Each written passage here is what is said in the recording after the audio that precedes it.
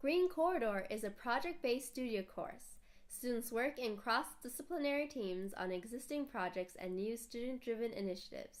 Students work from their area of study to support their team's research, development, and realization of projects. When students come into our program, they're told immediately that we have no money, we have ideas, and through your work we will raise the money and create the various events or projects that go on.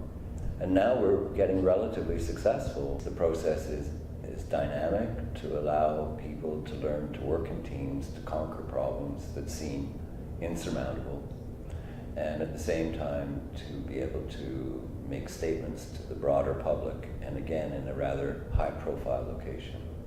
It's the international border crossing. It's the largest trade corridor in North America. You might even suggest at this point it's a choke point for trade.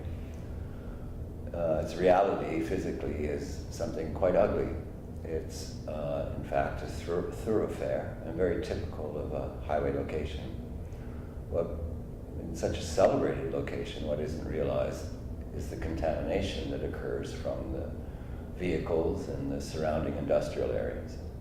So at the end of the day, the Green Corridor is about showing how one can utilize this actually quite dynamic site as a way to show transformation.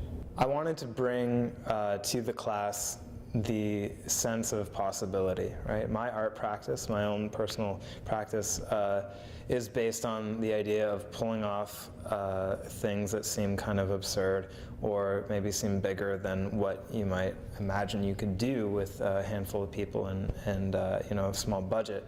So with that experience, I wanted to be able to bring to my students in the Green Corridor class that it's like, if you decide to do this project, like, I will help you get organized and I will get you very excited and you will pull it off by the end of the semester. The Poets Blocks is like a different form of studio, like a way to express yourself, but I don't know, I guess that a way that fits in like this kind of day and age where you can talk to the masses, and it's not necessarily just an artist who can use it, but anyone can use it and use it in a way to better the community and educate the community on the state of the environment, the state of Windsor, and everyone as a whole. It was actually, I think, a few semesters before our class last semester, they had contacted Lorenzen Engineering, and they were responsible for donating the wind turbine. And I think they also were responsible for getting the shipping container.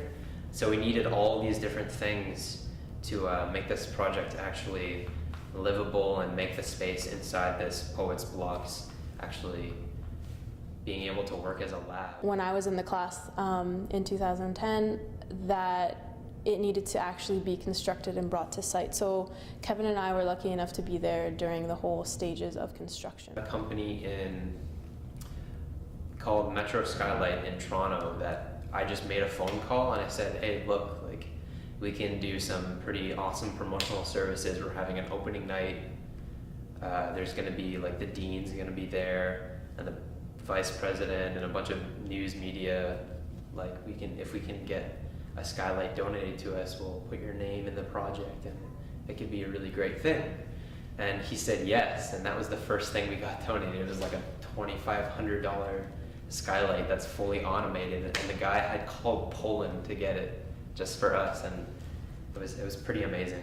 So the LED screen, it's a machine that we have outside the Poets Block, and what it does, it displays poetry that pertains to the environment. It is displays the poetry so that 10,000 of the truck drivers that drive on here in church can communicate with us through this poetry.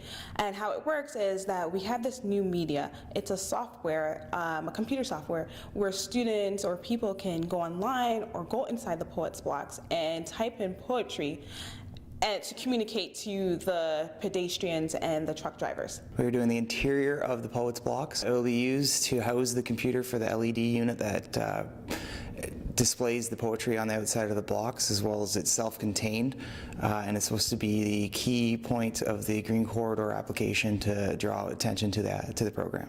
The idea is not about concluding. The idea is about the ongoing process. And I believe that, you know, this transformation is well underway. And we're walking, you might say, from Keystone Project to Keystone Project. The Green Corridor has made an identity for themselves. Through their projects, they educate the community on ways of being environmentally responsible and sustainable. For more information on the Green Corridor, please visit www.greencorridor.ca.